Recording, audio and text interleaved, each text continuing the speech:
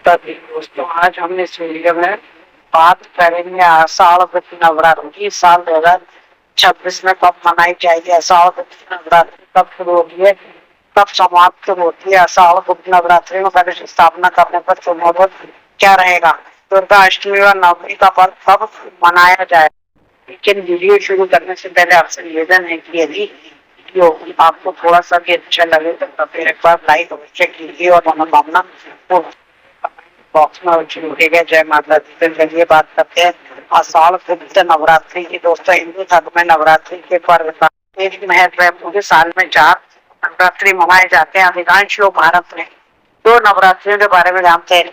ये नवरात्रि चैत्र और शारदीय नवरात्रि कहलाते हैं। लेकिन इन दोनों नवरात्रों के अलावा भी 2 नवरात्र होते हैं जिन्हें गुप्त नवरात्रि कहा जाता है। गुप्त नवरात्रि माघ और आषाढ़ के महीने में आते हैं। आषाढ़ यानी जुलाई, और जुलाई में बढ़ने के कारण इस नवरात्रि को आषाढ़ नवरात्रि कहा जाता है। आषाढ़ माह के शुक्ल पक्ष की प्रतिपदा तिथि से लेकर नवमी तिथि तक मनाई जाती है। दोस्तों ये नवरात्रि भी नॉर्मल नवरात्रों की तरह 9 दिन मनाई जाती है। गुप्त नवरात्रों में माँ भगवती की पूजा की जाती है। गुप्त नवरात्रों का महत्व चैत्र और शारदीय नवरात्र से भी ज्यादा होता है, क्योंकि गुप्त नवरात्रि में माँ दुर्गा शीघ्र प्रसन्न होती है। दोस्तों गुप्त नवरात्रि खासतौर से तांत्रिक क्रियाएं, शक्ति साधना से जुड़ी महत्व रखती है। इस दौरान व्यक्ति ध्यान साधना करके दुर्लभ शक्ति की प्राप्ति कर सकता है। इस समय में की गई साधना शीघ्र फलदायी होती है।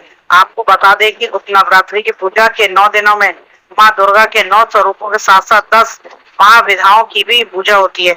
यह 10 महाविधाएं माँ काली, तारा देवी, त्रिपुर सुंदरी, भुवनेश्वरी, छिन्नमस्ता, त्रिपुर भैरवी, धूप माती, माँ बगलामुखी, मातंगी और कमला देवी हैं। दोस्तों इस नवरात्रि को करने में सबसे जरूरी बात यह है कि इससे साधक को पूर्ण संयम और श्रद्धा के साथ माँ भगवती की आराधना करनी चाहिए। गुप्त नवरात्रों में माँ दुर्गा की पूजा की जाती है। इस दौरान माँ की आराधना गुप्त रूप से की जाती है, इसीलिए इसे गुप्त नवरात्रि कहा गया है। दोस्तों सांसारिक लोग इस नवरात्रि को ठीक उसी तरह मनाए जिस तरह से चैत्र और शारदीय गुप्त मनाते हैं। इस नवरात्रि की शुरुआत भी कलश स्थापना से ही की जाती है। कलश को सुख समृद्धि और ऐश्वर्य तथा सभी प्रकार के मंगल कामना का प्रतीक माना जाता है। ऐसी मान्यता है कि कलश के मुख में स्वयं श्री हरि विष्णु जी का वास होता है और कलश में कंठ में रुद्र का और मूल में ब्रह्मा जी का वास होता है। कलश के मध्य में सभी शक्तियां विराजती हैं। इसीलिए जानते हैं कि साल 2026 में आषाढ़ गुप्त नवरात्र कब शुरू होगी और कब समाप्त होगी। कलश स्थापना का शुभ मुहूर्त क्या रहेगा।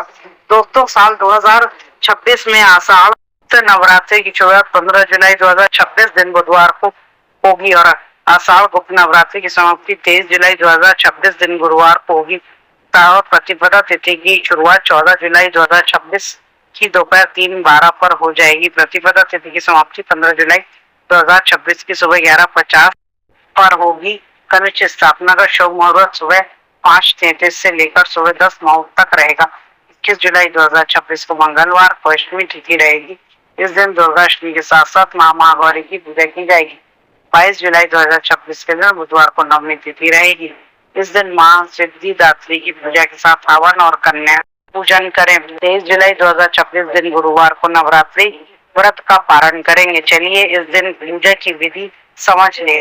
नवरात्रि के प्रथम दिन पूजा स्थल को साफ करके गंगा जल छिड़क कर शुद्ध कर ले। ईशान कोण में माता की चौकी स्थापित करें। कलश की स्थापना करें। सबसे पहले घट स्थापना के लिए मिट्टी का कलश, गंगा जल, अक्षत, जौ, गंगा जी की मिट्टी, नारियल, लाल वस्त्र, अशोक, आम के पत्ते, सुपारी, सिक्का, रोली, मौली और आदि इकट्ठा कर ले। एक साफ मिट्टी के बर्तन में मिट्टी डालकर जौ बोए। फिर जौ वाले पात्र के ऊपर कलश स्थापित करें। कलश में गंगा जल, सिक्का, अक्षत, रोली, हल्दी और कुछ फूल डालें। कलश के मुख पर आम के पत्ते रखकर उसके ऊपर एक नारियल रखें। नारियल को लाल वस्त्र में लपेटकर मौली से बांध दें।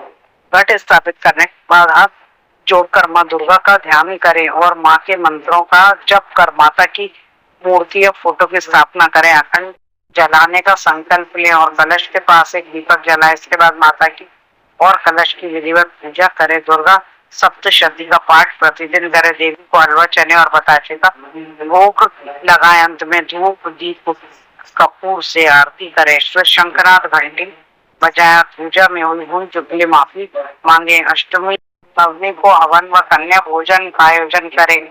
इसके बाद ही नवरात्रि व्रत का पारण करें। दोस्तों, ये जानकारी आपको अच्छी लगी होगी, कमेंट में जय माता दी जरूर लिखिए। वीडियो थोड़ा सा भी अच्छा लगे तो कृपया वीडियो को लाइक अवश्य करें, शेयर करें और साथ ही साथ हमारे चैनल को सब्सक्राइब करें। धन्यवाद।